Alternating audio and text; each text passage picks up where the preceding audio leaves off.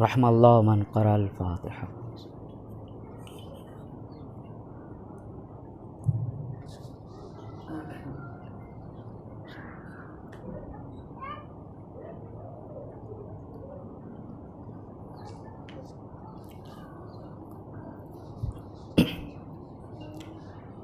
لا حول ولا قوة الا باللہ العلی العظیم۔ اعوذ باللہ من الشیطان الرجیم، بسم اللہ الرحمن الرحیم۔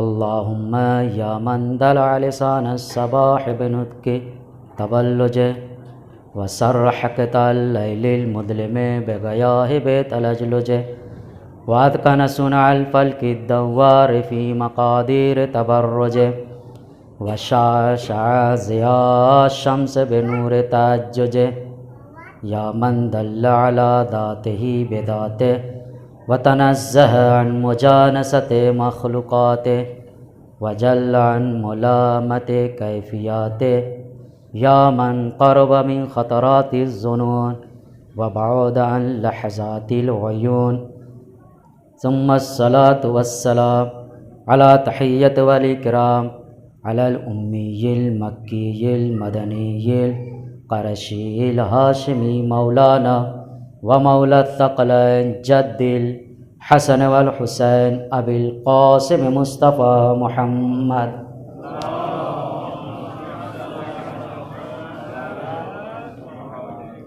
اللہم صلی وسلم وزد وبارک علی صاحب الدعوة النبویہ والصولة الحیدریہ والعصمة الفاطمیہ والحلم الحسنیہ والشجاعة الحسینیہ وغیرت العباسیہ والمآثر الباقریہ والآثار الجعفریہ والعلوم الکاظمیہ والحجج الرضویہ والتقاوۃ التقویہ والنقاوۃ النقویہ والہیبۃ العسکریہ والغیبۃ الالہیہ۔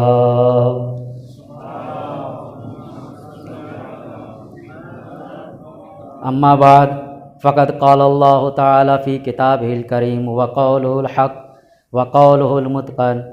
اعوذ باللہ من الشیطان الرجیم، بسم اللہ الرحمن الرحیم۔ یا ایہا الذین آمنوا اتقوا اللہ وکونوا مع الصادقین۔ صلوات۔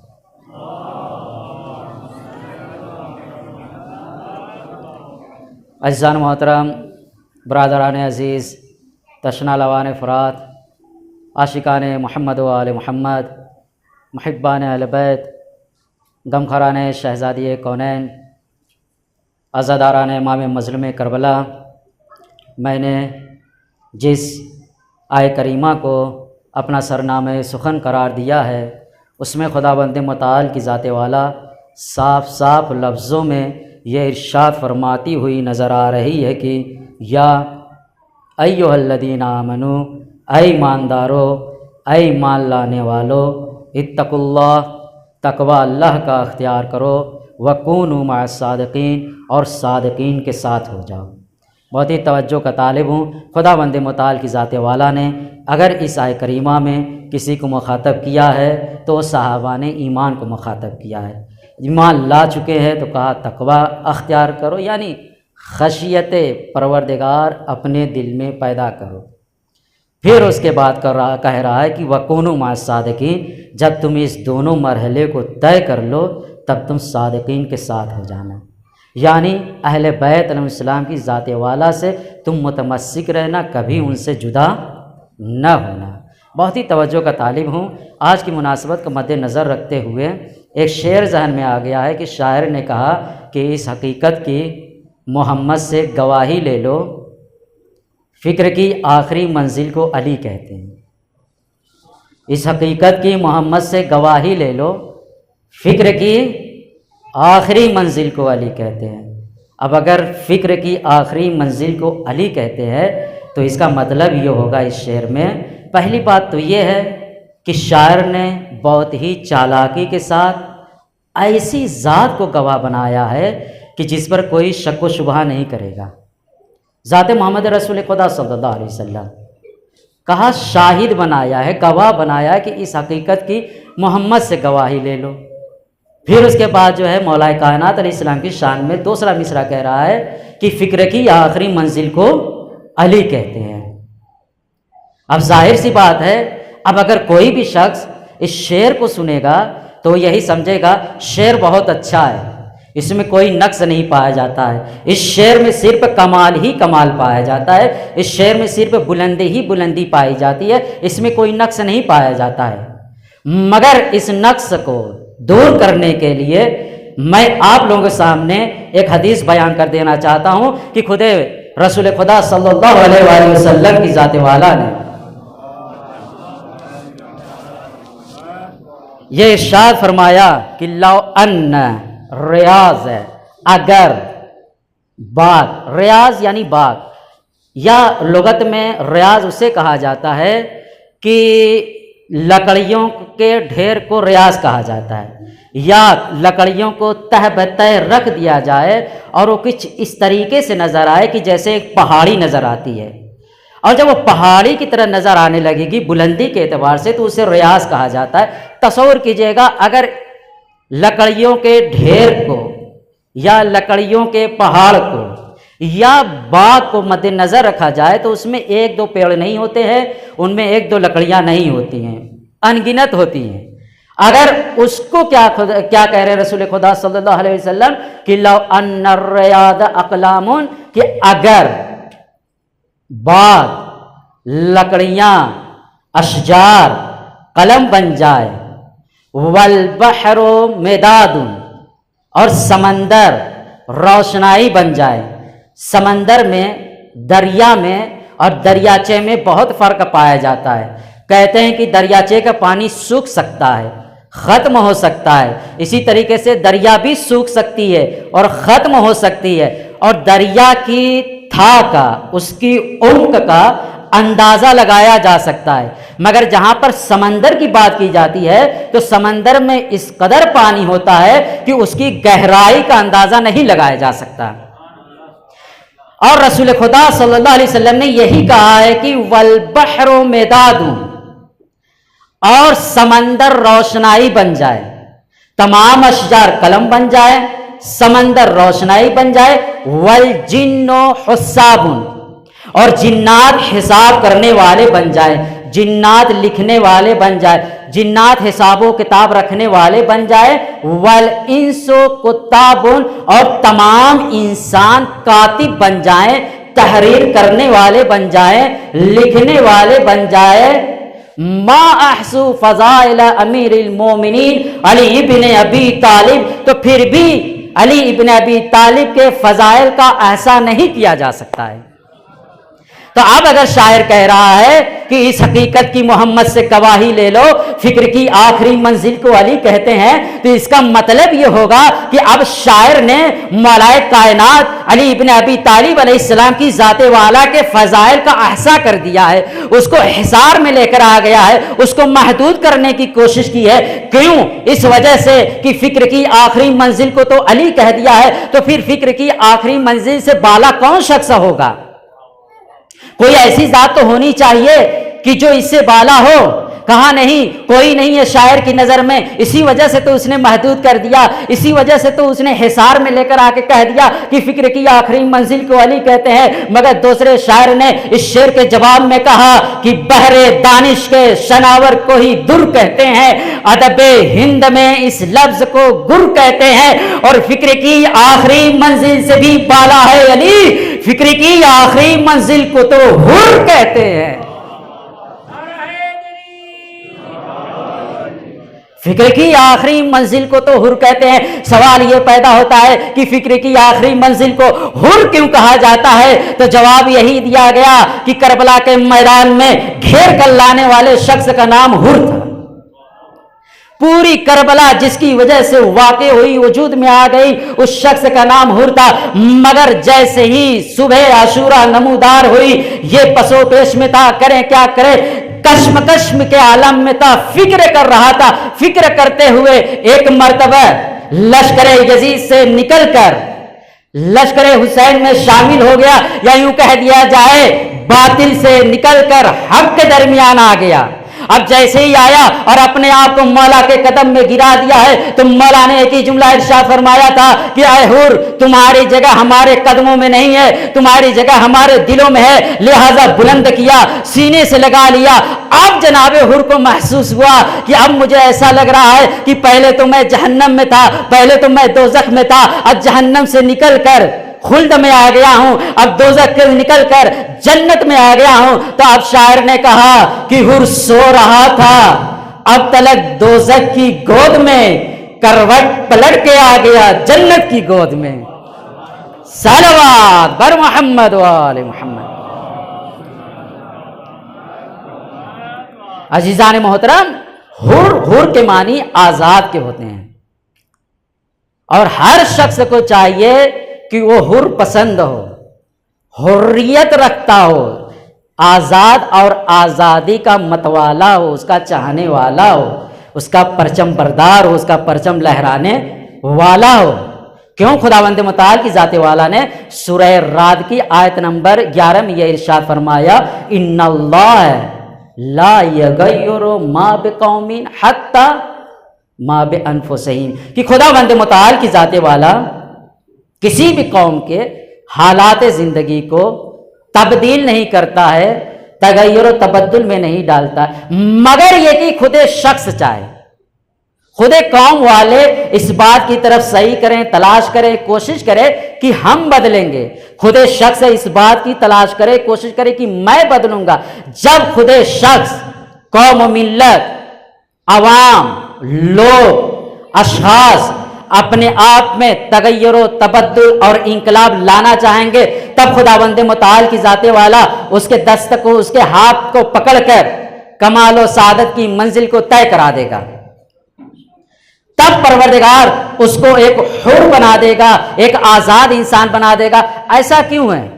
کیونکہ مولا کائنات علی بن ابی طالب علیہ السلام کی ذات والا نے نہج البلاغہ میں اپنے بیٹے امام حسن علیہ السلام کو وصیت کرتے ہوئے ارشاد فرمایا کہ اکرم نفسک من کل دنیا، کیا ہے میرے بیٹے حسن، اپنے نفس کو مکرم رکھو اس پست دنیا سے، ہر پست شے سے اپنے نفس کو مکرم رکھو، اس کو محترم رکھو۔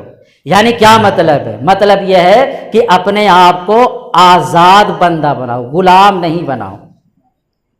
اور یہ کیوں ارشاد فرما رہے ہیں مولا؟ کیونکہ ایک جگہ اور ارشاد فرمایا کہ ایھا الناس، کہ اے لوگوں، ان آدم لم یلد، کہ بے شک آدم اور اولاد آدم پیدا نہیں ہوئی ہے عبدن، یعنی عبد بنا کر پیدا، کسی کا غلام بنا کر پیدا نہیں ہے، ولا امتن، اور کسی کی کنیز بنا کر پیدا نہیں ہوئی ہے۔ مولا کائنات نے دونوں جنس کو سمیٹتے ہوئے یہ ارشاد فرمایا تھا کہ دیکھو خداوند متعال نے مرد اور عورت کو آزاد پیدا کیا ہے، غلام پیدا نہیں کیا ہے، مرد کو کسی کا غلام نہیں بنایا ہے، عورت کو کسی کی کنیز قرار نہیں دیا ہے۔ وَإِنَّ النَّاسَ كُلُّهُمْ أَحْرَارٌ، اور سب کے سب آزاد ہے۔ دوسری جگہ یہ ارشاد فرمایا لَمْ تَكُنْ عَبْدَ غَيْرِكَ، تم کسی کے بندہ نہ بنو، کسی کے غلام نہ بنو۔ جَعَلَكَ اللَّهُ حُرًّا، کہ خداوند متعال کی ذات والا نے تمہیں آزاد پیدا کیا ہے، آزاد خلق کیا ہے، تمہیں حر بنا کر بھیجا ہے، لہٰذا تمہیں حریت کے ساتھ زندگی گزارنی چاہیے، کسی کے پابند نہیں ہو جانا چاہیے، اپنی فکروں کو کھولنا چاہیے، اپنی فکروں کو پرواز دیتے ہوئے دوسرے کے قید و بند کے حصار سے باہر نکلنا چاہیے، کسی کی غلامی کرتے ہوئے نظر نہیں آنا چاہیے۔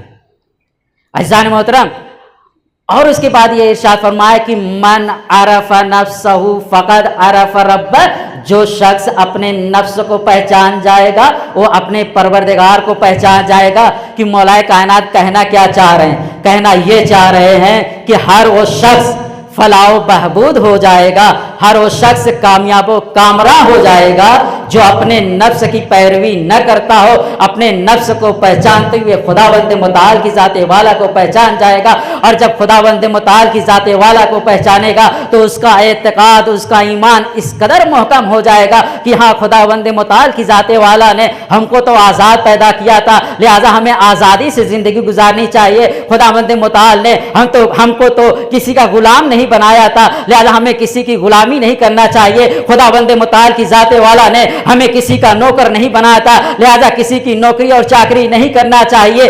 جس قدر اس کا ایمان پختہ ہوتا جائے گا، کامل ہوتا جائے گا، اس کے اعتقاد اور ایمان میں اتنی ہی مضبوطی اور بلندی نظر آتی رہے گی، اور اس مقام تک پہنچ جائے گا کہ اب اگر وہ شخص فکر کر کر اپنے آپ کو باطل سے نکال کر حق پر لانا چاہے گا، اپنے آپ کو جہنم سے نکال کر جنت میں لانا چاہے گا، اپنے آپ کو یزید پلید کی غلامی سے نکال کر حسین ابن ابی طالب کے حصار میں آنا چاہے گا، تو شخص یہ نہیں سوچے گا کہ میں نے اب تک ان کے ساتھ کتنی انصافی کی ہے۔ اس کا اعتقاد اور ایمان یہ رہے گا، معرفت امام کو مد نظر رکھتے ہوئے کہ ہاں میں جس کی طرف جا رہا ہوں وہ تو سخی ابن سخی ہے، میں جس کی طرف جا رہا ہوں وہ تو کریم ابن کریم ہے۔ اس کی سخاوت اور اس کی کرامت کا مرحلہ یہ ہوگا کہ جب میں اس کے یہاں تک پہنچوں تو مجھے اس بات کا احساس بھی نہ ہونے دے کہ میں نے کن خطاؤں کو انجام دیا ہے۔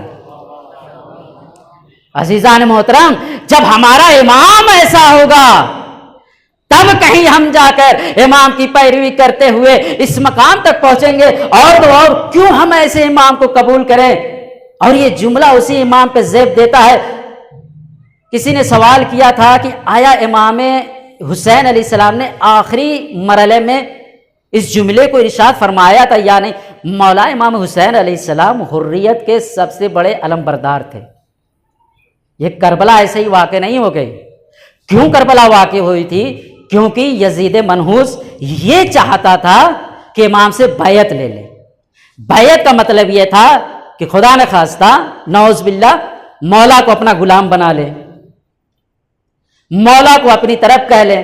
اب جو میں کہوں گا وہی یہ کہیں گے، جو میں کہوں گا وہی یہ کریں گے۔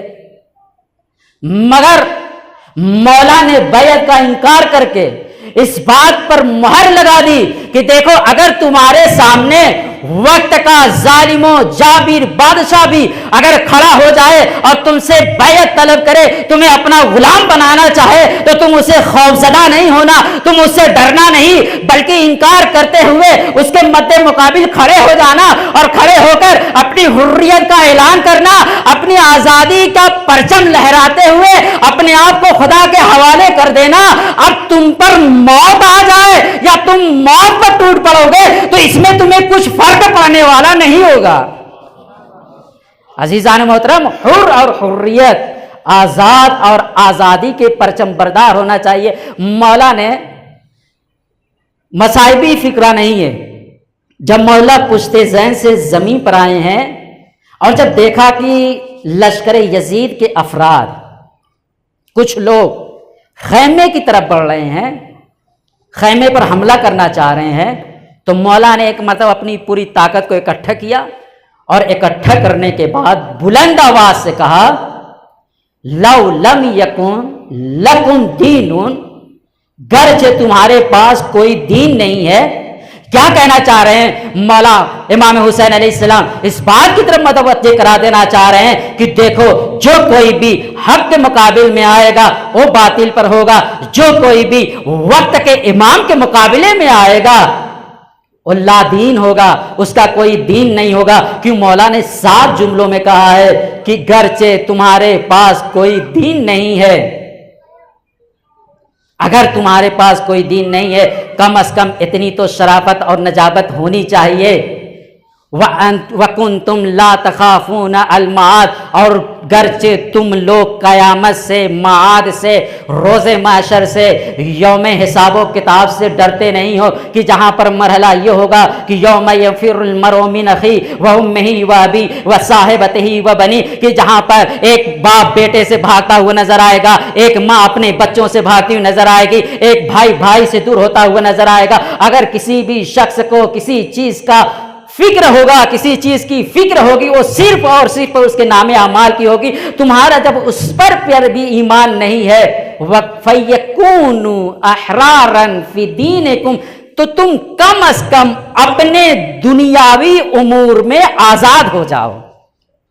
یعنی اگر تم کو یہ حکم دیا جا رہا ہے کہ نعوذ باللہ خیامہ حسینی پہ حملہ کر دیا جائے، تو تمہارے پاس کوئی دین تو ہے نہیں، تمہارا کوئی ایمان تو ہے نہیں، تمہارا کوئی اعتقاد تو ہے نہیں، تمہارے اندر کوئی انسانیت تو بچی نہیں ہے کہ تم اس بات کی فکر کرو گے خیام حسینی میں بچے بھی ہیں، خیام حسینی میں عورتیں بھی ہیں. تم جو اس پر حملہ کرنا چاہ رہے ہو، اگر تمہارے پاس کچھ بھی نہیں ہے، تم صرف دنیا کے چکر میں آئے ہوئے ہیں، تم اپنی شہرت کے ڈنکے بجانے کے چکر میں آئے ہوئے، تم اپنی شجاعت و بہادری کے دکھانے آئے ہوئے ہو، تو تم اس بات کی طرف متوجہ ہو جاؤ کہ تم اگر رے کی حکومت میں آئے ہو تو تمہارے اندر کم از کم اتنی غیرت پائی جانی چاہیے کہ تم دنیا کے جو غلام ہو کم از کم اس پر تو باقی رہو. کیونکہ کوئی بھی لشکر کا سپہ سالار، کوئی بھی لشکر کا سردار اس بات کی اجازت نہیں دیتا کہ جنگ میں عورتوں کے اوپر، بچوں کے اوپر حملہ کر دیا جائے.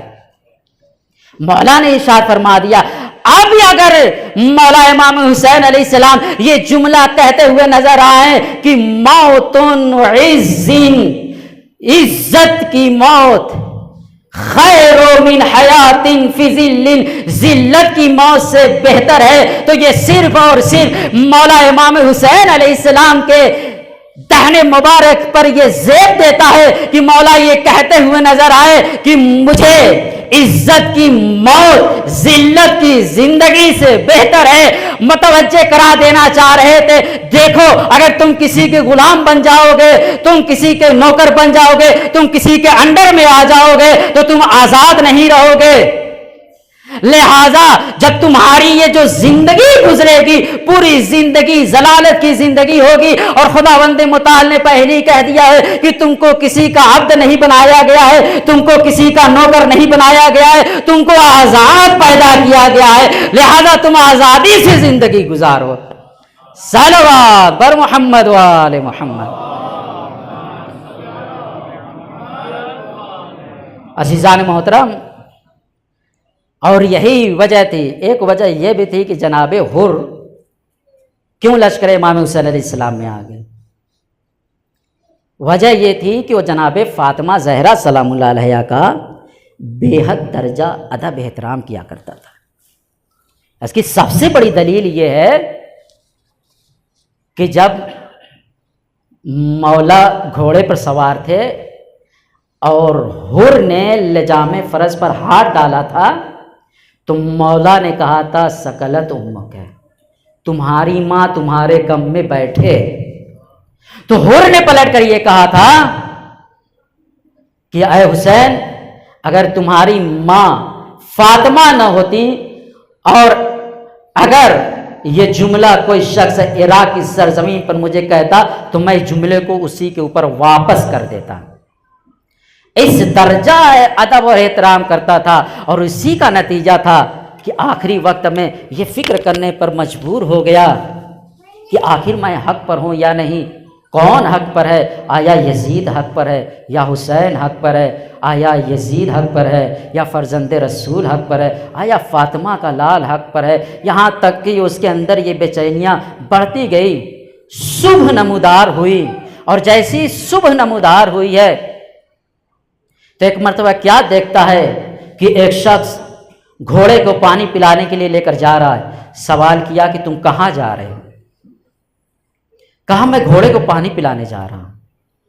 جناب حر کے اندر جو بے چینیاں بڑھی ہوئی تھی اور زیادہ بڑھ گئی. مولا کا وہ منظر یاد آ گیا کہ جب میں نے مولا امام حسین کے لشکر کو، مولا حسین کے لشکر کو گھیرا تھا اور ان کو دوسرے راستے پہ جانے نہیں دے رہا تھا، جب میں وہاں تک پہنچا تھا تو مولا نے سب سے پہلے میرے لشکر کو سیراب کیا تھا، اور یہاں تک میرے لشکر کے گھوڑے کو، اونٹ کو، سب کو سیراب کر دیا تھا، تمام حیوانوں کو سیراب کر دیا تھا، آیا میرا لشکر حق پر ہے؟ آیا یزید حق پر ہے یا یہ مولا فرزند رسول حق پر ہے؟ یہ سوچتا رہا، کہا کہ ہاں وہ فرزند رسول ہی حق پر ہو سکتا ہے، جس کو اس بات کا اس قدر اہتمام کرتا ہو کہ اس کے لشکر کا، کسی دوسرے دشمن کے لشکر کا شخص تو کیا، افراد تو کیا، اس کے لشکر کے گھوڑے تک پیاسے نہ رہیں، وہ کیسے کسی پہ ظلم کر سکتا ہے؟ وہ کیسے حق کے خلاف کھڑا ہو سکتا ہے؟ نہیں نہیں، اگر کوئی حق پر ہے تو حسین ابن علی ابن ابی طالب کی ذات والا ہے۔ لہذا یہ سوچتا رہا اور ایک مرتبہ اپنے آپ کو مولا امام حسین علیہ السلام کی طرف چلتا ہوا پایا۔